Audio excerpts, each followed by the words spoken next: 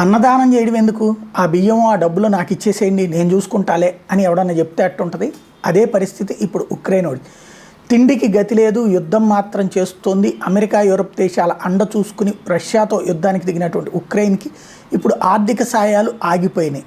అట్లాగే America cabinet ఏదైతే కాంగ్రెస్లో ఇంతవరకు బిల్ అప్రూవ్ కాబోయేటప్పటికి ఒక ఆర్థిక సంక్షోభంలో ఉంటే మరొక ఆర్థిక సంక్షోభం ఆ దేశపు ఆర్థిక వ్యవస్థ కుప్పకూలిపోవడం. ఈ దశలో జర్మనీ లాంటి వాళ్ళు సాయం చేయడానికి ముందుకు వచ్చిన జర్మనీ చెప్తున్నటువంటి దాని మీద ఇప్పుడు వెటకారాలు ఆడుతున్నాడు ఉక్రెయిన్ అధ్యక్షుడు. ఏంటంటే జర్మనీ ఈ మధ్యకాలంలో ఉక్రెయిన్కి అంటూ సాయాన్ని ప్రకటించింది, ఆ సాయం చేసేసింది. అయితే ఎవరికి చేసింది అయ్యా అంటే ఉక్రెయిన్ నుంచి పారిపోయి శరణార్థులుగా జర్మనీకి వచ్చినటువంటి వాళ్ళకి చేస్తుంది.